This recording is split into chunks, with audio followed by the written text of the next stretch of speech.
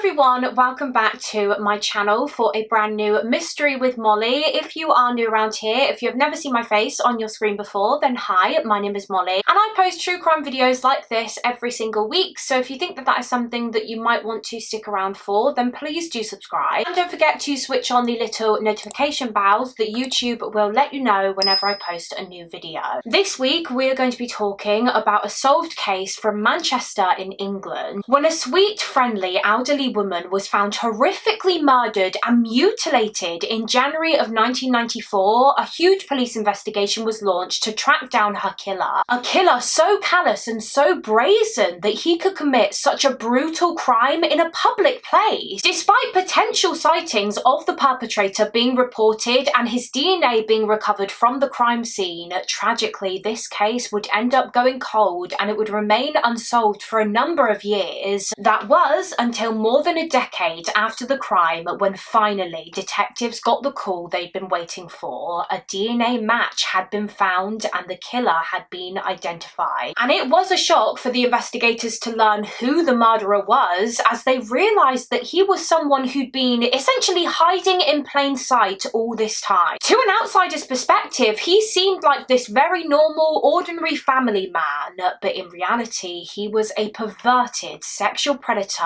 and a cold-blooded killer. Let's delve into the chilling case of Shirley Leach and the murder at the bus station. But quickly before we get into the case, I would just like to say a big thank you to Cookie Jam for very kindly sponsoring this section of the video. Cookie Jam is a match 3 mobile game where you get to put your puzzle skills to the test. You have to help Chef Panda whip up the most delicious desserts like cookies, candies and other yummy treats in order to clear the board and solve puzzles. You can swap, match and crush your way through more than 11,000 unique dessert themed levels, and there are new challenges being added to Cookie Jam every single week, so safe to say you'll never run out of things to do. I cannot tell you how much I've been enjoying playing Cookie Jam lately. The sense of achievement that I feel after each level or event I complete constantly keeps me coming back. I'm always wanting to try and beat my personal best and reach new milestones. Just the satisfaction that I get with ticking off every level is such a thrill for me and I love it. In Cookie Jam you can earn boosters, rewards and prizes that will help you power through tricky stages and advance faster. You can even take part in daily spins and limited time events for extra rewards and surprises as you play. You can climb the match 3 global leaderboard and show off your skills as you progress through the game through the bakery themed islands. Sorry, just as a side note, but as someone who is a very keen baker, that's another reason why I love Cookie Jam. The fact that the entire game is centered around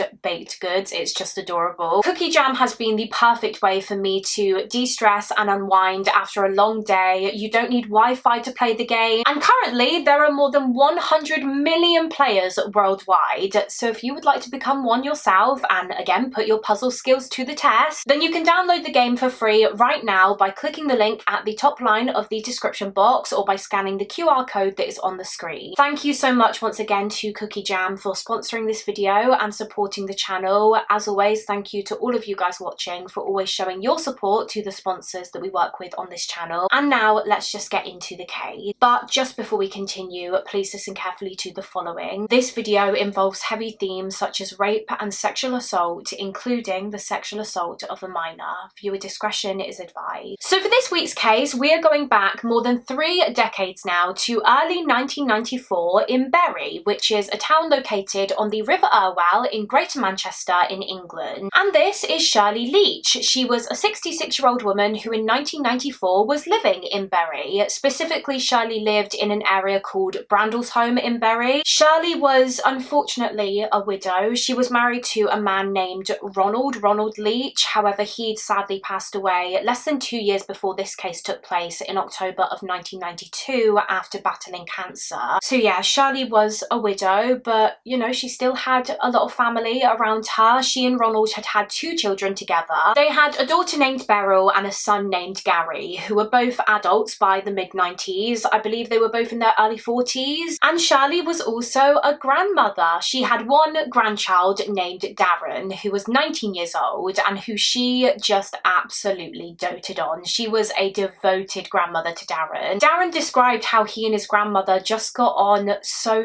well. They would always laugh together, always crack jokes. They would go to the pub together and enjoy a drink or two. Darren said that they would chat about music because Shirley absolutely loved it. She loved music. She would also do the typical grandparent thing of giving Darren money whenever he needed it. She was always happy to help him out with money and listen to him when he had any problems. Shirley just seemed to be such a kind and caring person. Neighbours described how she would do anything for anyone, help anyone out where she could. She was friendly and polite and loving. I mean, no one seemed to have anything bad to say about Shirley Leach. She wasn't the type to have enemies. She was just a 66-year-old woman who kind of kept herself to herself for the most part and looked after her family. Again, did everything that she could for them. And visiting family was exactly what Shirley Leach had been doing on the day that this case took place. It was the 6th of January 1994, a Thursday, and that Thursday evening, Shirley and her 19-year-old grandson, Darren, had gone to visit Shirley's daughter, Beryl, Darren's mother, at hospital. I'm not entirely sure why Beryl was in the hospital, but she was having to stay there for a while, I think. It was Fairfield Hospital in Bury, and she'd been an inpatient there for about 2 weeks. So yeah, on the evening of the 6th of January, Shirley and Darren headed to the hospital at around 7 p.m, as Shirley did every single night. She would go and visit her daughter every evening. And then after about an hour or so, at around 8:20 p.m, the two said goodbye to Beryl. They left the hospital and they began the journey back home. Before they made the journey, actually, they did decide to stop for a drink. Shirley and Darren popped into a local pub and had a drink together, as they often did. They were in the pub for around half an hour, and then upon leaving the pub, Shirley and Darren hopped on a bus, the 496 at Rochdale Old Road, which was the road that the hospital was located on, and this bus took them to the town centre of Bury, where Darren got off at his usual stop on Bow Lane, which was close to his home, and Shirley carried on the bus journey alone. Shirley got off of the bus herself at the Bury bus station, the Bury interchange, as she would have to get on another bus, a second bus, to take her back to her address in Brandlesholme. However, unfortunately, the bus that Shirley had taken to the Bury interchange was actually running a bit behind schedule that night, and so by the time she arrived at the bus station at around 9:15 p.m. that evening, the next bus that she was due to get on had actually already gone. She'd missed it, and the next one wouldn't be arriving for about half an hour or so. And so, having some time to kill before her next bus, Shirley headed to the ladies' bathroom at the Bury bus station because she needed to go to the toilet. And then her plan was to obviously get on the bus when it eventually turned up and go back home and to bed. However, as it transpires, Shirley Leach would never make it home that night. She never returned to her address, and after entering that ladies' toilet at the Bury bus station,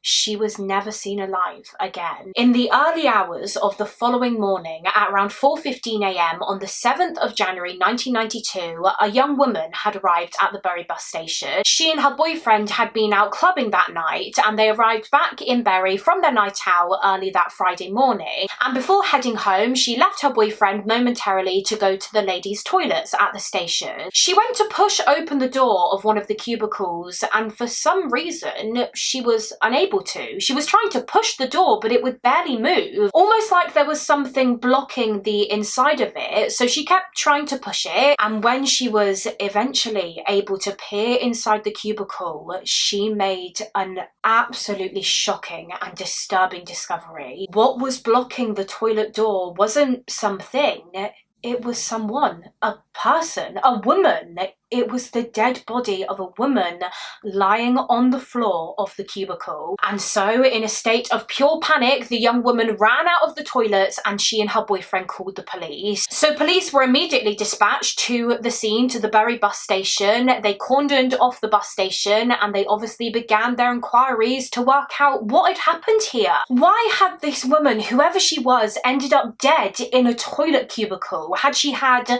some kind of accident, or had something something far more sinister occurred here. And upon just looking at this woman's body, the police could tell that tragically it was the latter. This was no accident.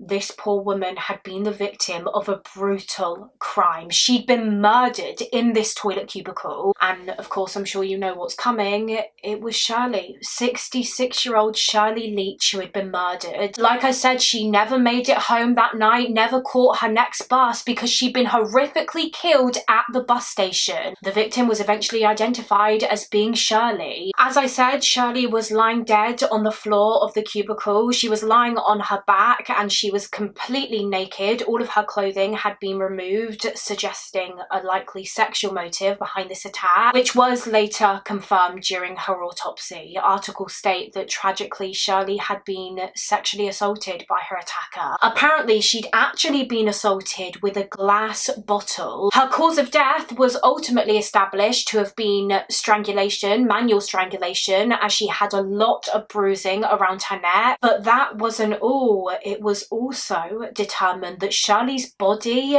had been mutilated. That was the first thing that the police noticed when they arrived at the scene. As I said, Shirley was naked and they were shocked to see that her chest had been mutilated and one of her breasts had actually been cut off. There was a piece of broken glass found alongside Shirley's body in the toilet from a broken glass bottle, and this glass looked to have some human flesh on it. So initially it looked like the killer had tried to use this glass to cut off her breast, but that he was unsuccessful. It didn't work. Now, despite the fact that Shirley was mutilated, there actually wasn't that much blood at the crime scene in the toilet, and that was because she'd been mutilated post-mortem, after she was already dead, after blood had stopped pumping around her body. The coroner was actually able to determine that her breast had been removed sometime between like half an hour after her death and up to 2 hours after. So the killer had spent a considerable amount of time with her body in that cubicle before he even began the mutilation. Although it was theorized that perhaps the killer left the scene shortly after killing Shirley and then later returned to mutilate her. Maybe because they were unsuccessful in cutting off her breast with the broken glass, they left to go and fetch a knife or something to mutilate her with. And that breast, by the way, Shirley's breast that was removed,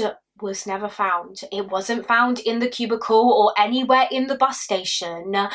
Her breast was gone and it has never been recovered to this day. It seems as though Shirley's breast was taken away as a sort of trophy for the killer. He wanted to take it to act as a reminder of what he had done to her. So police carried on looking for other evidence at the crime scene, which, as you can imagine, was extremely difficult to do. I mean, remember, they were dealing with a murder that had happened in a tiny toilet cubicle at a bus station. It was really hard to kind of operate around this tiny space and recover as much evidence as they possibly could whilst trying their absolute hardest not to contaminate the crime scene. And what's also difficult for the police when a murder has occurred in a public place is knowing what items and what objects found at or around the scene is actually evidence relating to the crime and what isn't. Like, for example, if they found a cigarette butt or something in or around the toilet, would that have been related? Was that the killer's cigarette butt or just a random person's cigarette butt that had been dropped prior to the murder? Things like that, it's difficult to know what is evidence and what isn't, I guess. But they conducted their inquiries, they had a forensic team brought in, and actually they did discover what would be a hugely significant piece of evidence on the toilet door. Forensics found that on the outside of the toilet door there was some body tissue and blood. Now, it's believed that this body tissue was part of Shirley's breast, her breast tissue. Some of it had transferred onto the door when the killer was leaving the scene with it, and he had to pull the door towards him to shut it. However, when the blood on the door was tested, it was found not to be a match to Shirley. It wasn't Shirley's blood. Further tests conducted determined that it was the blood of a man.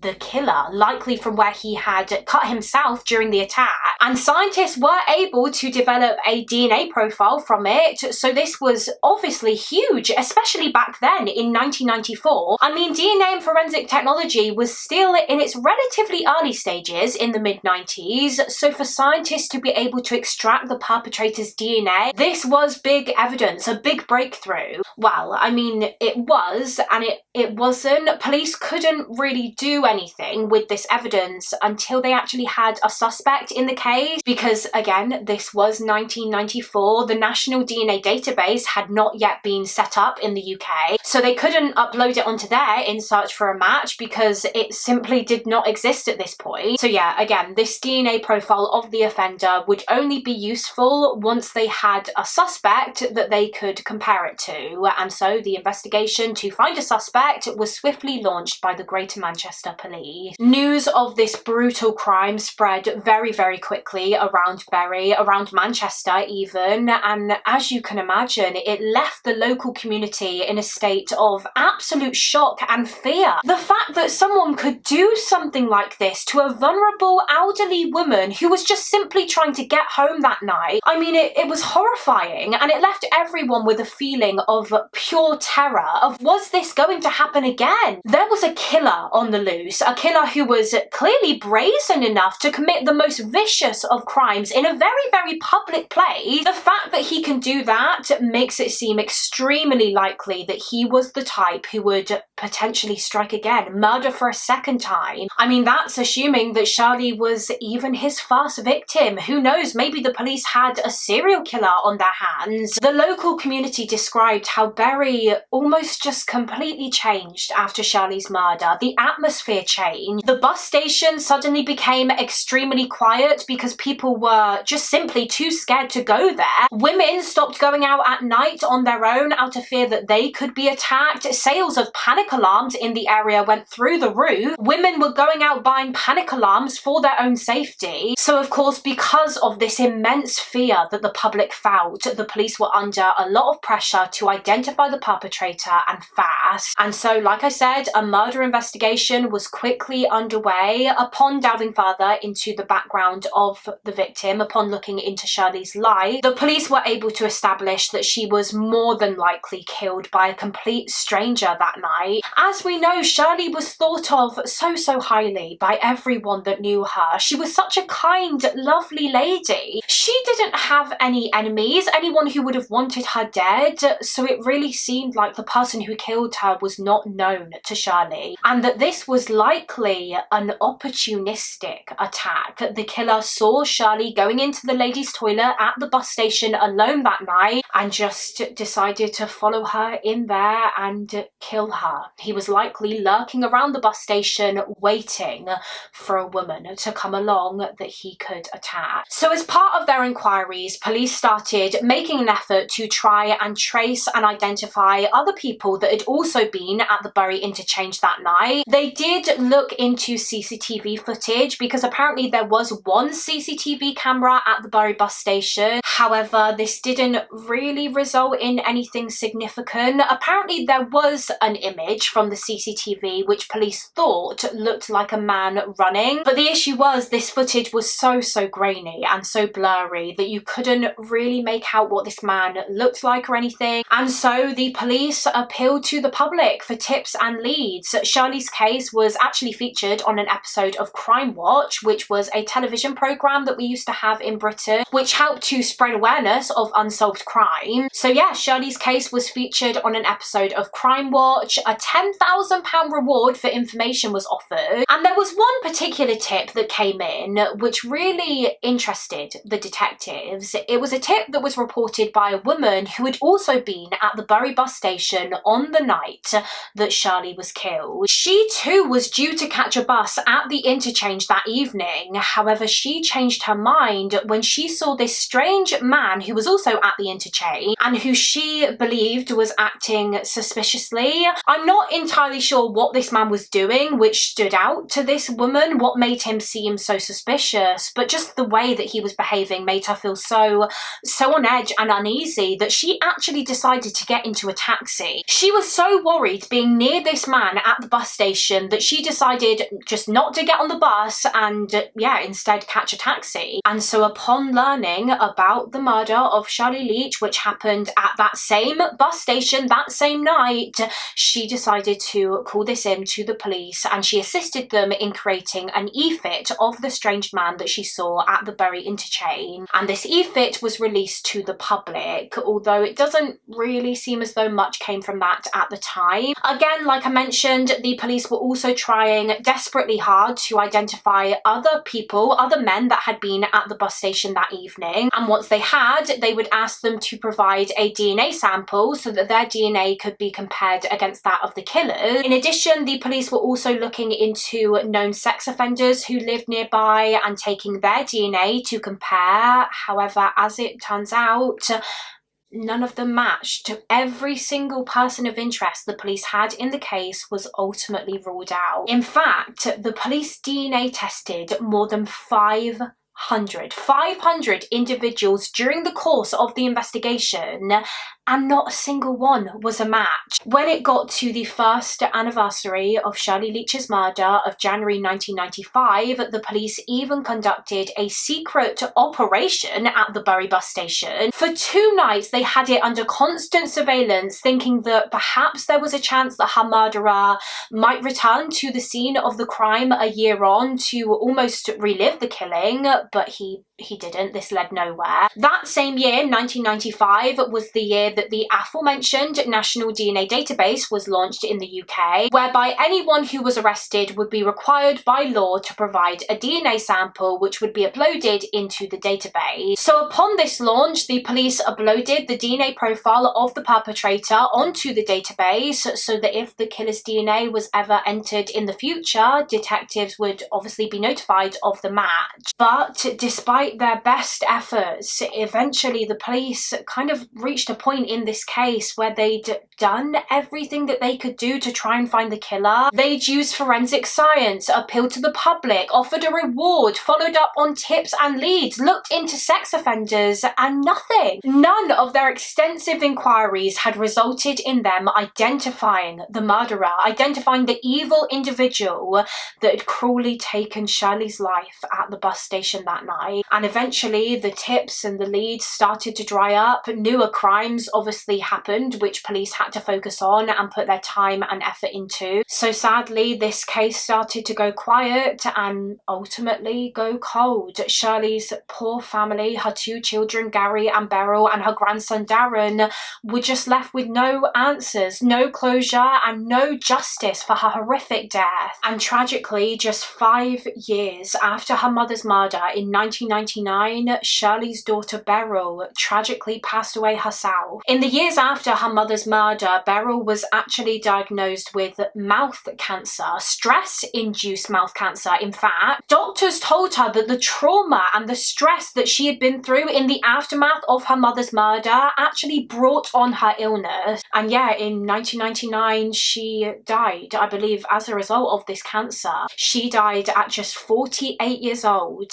having never found out who took her mum's life 5 years earlier. The case would sadly remain cold for another 5 years or so, but then, approaching nearly an entire decade after Shirley was killed, there was a little glimmer of hope when a cold case unit was set up within the Greater Manchester Police Force, whereby they would obviously be digging out case files of old unsolved cases and giving them fresh pairs of eyes, new detectives assigned to look into them, in the hopes that now, using the advancements in forensic science, they might finally be able to solve some of them once and for all. And Shirley's case was one of them. Her case file from 1994 was pulled out, and Detective Andy Meeks with the Greater Manchester Police was handed the investigation. And one relatively new forensic technique that Detective Meeks decided to try in this particular case was familial DNA testing. Obviously, all these years they'd had the DNA profile of Shirley's murderer, but they'd never found that match. But would they be able to find a familial match, a relative of the perpetrator, and then they could eventually build a family tree and identify him that way. So they searched the DNA database for DNA profiles that had genetic similarities to that of the offender. However, when the police did this, they actually had thousands and thousands of familial DNA matches come back. People in the database that were distant relatives of the killer had some sort of genetic familiarity, so trying to narrow this list down was going to be hard, as you can imagine. But they began trying to do just that, whittle down this list. They began focusing on specifically looking at people on the list that lived in and around Bury at the time of the murder, people that had connections to there, and eventually the police were able to narrow down this list of matches to a couple of hundred people that had some kind of familial link to the killer, which was obviously a lot smaller, but still a couple of hundred people is a lot of people for the police to look into. So from what I can gather, the police's plan was to basically just try and go and speak to every single person on this narrowed down list, work out who else was in their family tree, what male relatives they had that would have been around the same age as the suspected killer at the time that Shirley was killed, and hopefully that way they will eventually identify a top suspect. But of course this would take time, a hell of a lot of time, to go and speak to every single one of these individuals, but nevertheless they got started with their inquiries. However, as it turns out, this particular line of inquiry, the familial DNA testing, would actually not provide the breakthrough in this case. As the police were looking into all of these distant relatives, a huge development would suddenly emerge in the investigation when in early 2006, 12 years after Shirley's death, Detective Andy Meeks was informed that they'd found a match. A man's DNA profile had recently been entered onto the National DNA database, and it flagged up as an exact match to the DNA of Shirley Leach's killer. That match was to a man named Ian O'Callaghan. He'd been arrested on the 18th of February 2006 for drink driving, and as required by UK law, every single person who is arrested for any kind of offence has to provide the police with a DNA sample which could be uploaded onto the National DNA database. And yeah, as soon as Ian O'Callaghan's DNA was entered onto there, bingo, he matched the perpetrators. In fact, it was determined that the chances of the DNA of the blood on the toilet cubicle door belonging to anyone other than him was 1 in a billion. Ian O'Callaghan was Shirley Leach's killer. But who was Ian O'Callaghan? Well, to an outsider, he just seemed like your normal, average, friendly man. He was in his late 30s, around like 37, 38 at this point in 2006, meaning that at the time of Shirley's murder, he would have been around 25 years old. He had a job, he was in the army at one stage, and he'd actually worked as a bus driver at one point, if you can believe that. Apparently he'd worked as a bus driver in Bury for about 3 years between 2000 and 2003, which is kind of wild, isn't it? I mean, he likely would have been regularly driving to and from the Bury bus station during his time as a bus driver, constantly revisiting the place where it's now believed he carried out the most unspeakable crime before, and it clearly had no effect on him whatsoever, no impact on him. He was able to do that for 3 years. He was married and a father after this case took place. He married his wife and they had a child together. He lived in Bury with his family, and I believe he always had done, so he'd never moved out of the area. He lived in a very nice, affluent part of Bury, actually. So all these years, he was kind of just hiding in plain sight. All these years, the police assumed that the killer was perhaps dead himself, or that maybe he'd moved out of the area. But no, Ian O'Callaghan was just living in Bury. He just seemed to everyone that knew him like this nice, normal, very ordinary family man. But now DNA proved that in fact he was a cold-blooded killer. So shortly after this DNA match was made, in March of 2006, police went to Ian O'Callaghan's address armed with an arrest warrant. Detectives knocked on his front door. They introduced themselves to O'Callaghan and simply said that he was under arrest. He was was under arrest on suspicion of the 1994 murder of 66-year-old Shirley Leach. Now, his wife was actually there at the time. She was in the house when he was arrested, and as you can imagine, she was absolutely shocked. She couldn't understand what was going on, and upon Ian's arrest, he just said, quote, "It's a mistake." So of course, the police knew right then and there that there was no way they would get a confession out of Ian. During his interviews, he completely denied having any involvement in Shirley's murder, and so the police had to continue with trying to build their case against him so that when they eventually went to trial, there would be no doubt in the jury's minds that he was responsible. Following his arrest, the police conducted searches of his home. It had been over 12 years since Shirley was killed, which is a very, very long time. But would they possibly find something at his address that linked him to the crime? Well, they didn't necessarily find, hard evidence to directly connect him to the murder, but something the officers did discover in his home was a book. Now, this book was called The Chronicle of Crime or The Chronicle of Murder, and it detailed a rape case from the 1960s whereby the rapist was caught by the police via teeth marks that he had left on his victim's breast. His teeth matched the bite marks on her breast. Now, we know that Shirley had been mutilated by her killer. One of her breasts had been cut off and it was never found. And it was following the discovery of this book in Ian O'Callaghan's home when detectives thought, hang on a minute, what if that is the reason why Ian took Shirley's breast away with him? In the original investigation, it was assumed that the killer had taken her breast away as a sick trophy of this crime he'd committed. But now that we know that Ian was the perpetrator and police had found this book, they wondered if he cut off her breast and he took it because perhaps he bit her. He bit her breast during the attack and he didn't want the police to be able to identify him through the bite mark. We know that there was a big gap of time between Shirley's death and her breast actually being cut off. Did Ian go away after killing her, leave the bus station, suddenly remember that book that he'd read and the rapist who'd been caught via a bite mark and think,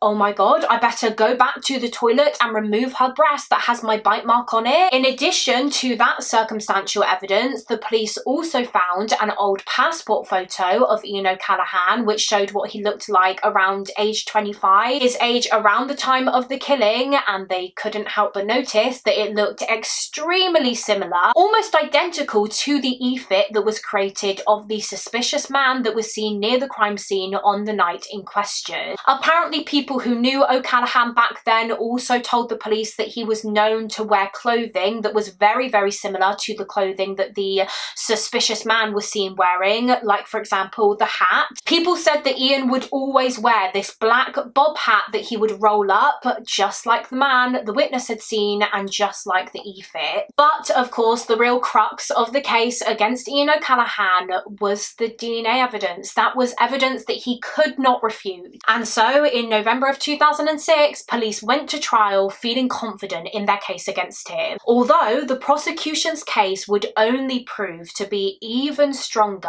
when it emerged during the trial that Shirley's murder wasn't the only sexually motivated crime that Ian O'Callaghan had committed. He'd actually been convicted of other sex attacks, some dating all the way back to his teenage years, so even before Shirley was murdered. Sources state that when he was just 16 years old, he indecently assaulted a woman while she was lying in bed. He broke into this woman's house and sexually assaulted her. 2 years before this case occurred, in 1992, he was arrested for carrying out a common assault, and 10 months after Shirley was killed, he was arrested for indecent exposure, for flashing at 2 women. And he was convicted for these 3 crimes and sent to prison. However, of course, this was all before the National DNA Database was established in 1995. So that's why his DNA wasn't on the system until 2006 when he was arrested for drink driving. He was obviously careful not to commit another crime, or at least not be caught for another crime in that 12-year gap, so as to avoid his DNA being taken. So of course this was a huge part of the prosecution's case against him too. The fact that he had a history of sexually assaulting other women both before and after Shirley was murdered. He was very, very much a sexual predator, and ultimately all of the evidence was enough to persuade the jury of his guilt. At the end of his trial at Manchester Crown Court, he was convicted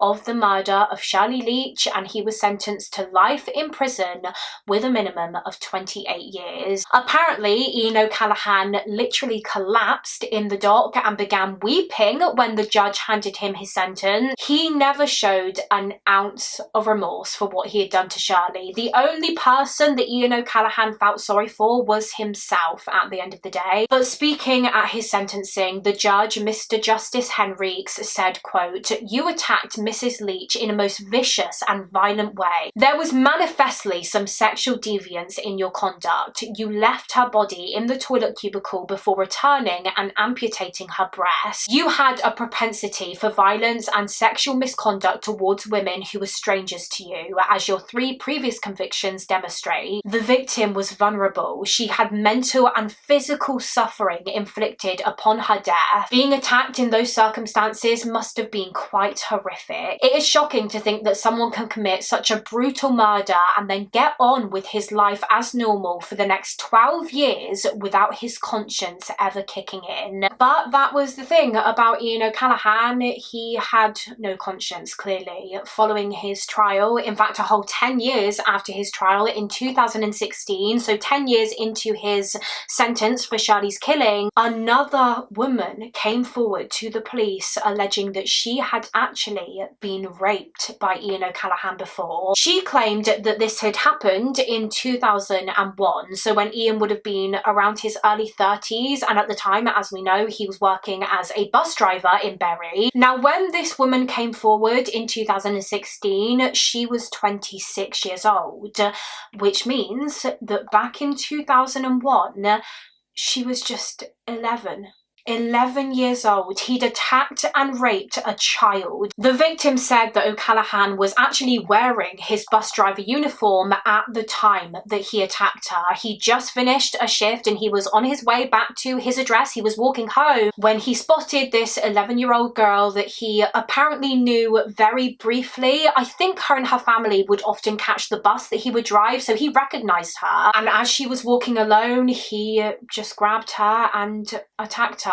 He exposed himself to her and brutally raped her. And after the rape, he said to his victim, quote, "Let's see if you can keep this a secret," threatening to murder her if she ever told anyone about what had happened. And so she didn't. For a whole 15 years, she never told a soul, not the police or even her own parents. She was too scared to even tell her parents out of fear that O'Callaghan would kill her, just like he said he would. As I said, it wasn't until 2016 when she finally found the strength to be able to report this crime to the police. And so that same year, they arrested O'Callaghan. Of course, whilst he was behind bars, they arrested him for this 2001 rape. As expected, he denied it, said that it wasn't true, this woman was lying, but regardless, they charged him, and when he went to trial in 2019 for this offence, he was again found guilty. And he was sentenced to a further 16 years in prison. And so, of course, prison is where Ian O'Callaghan remains to this day and will very, very likely remain for the rest of his life, as he should. I think that he poses way too much of a risk to women to ever be considered for release, quite honestly. And that concludes this case. That is the case of Shirley Leach. A very, very sad case. Shirley deserved to live out the rest of her life with her family, enjoy her retirement, enjoy spending time with her children and grandson, and it was all cruelly taken from her in such a brutal and horrific way. But yeah, that is it for this case. As always, please do let me know your thoughts and opinions on the case down below in the comments. I would love to hear what you guys think. And also feel free to let me know of any other cases that you would like to see me cover on this channel. Again, you can let me know in the comments, or alternatively, you can go through my case request form, which is linked in the description box of every single one of my videos. A quick thank you once again to Cookie Jam for partnering with me on today's video,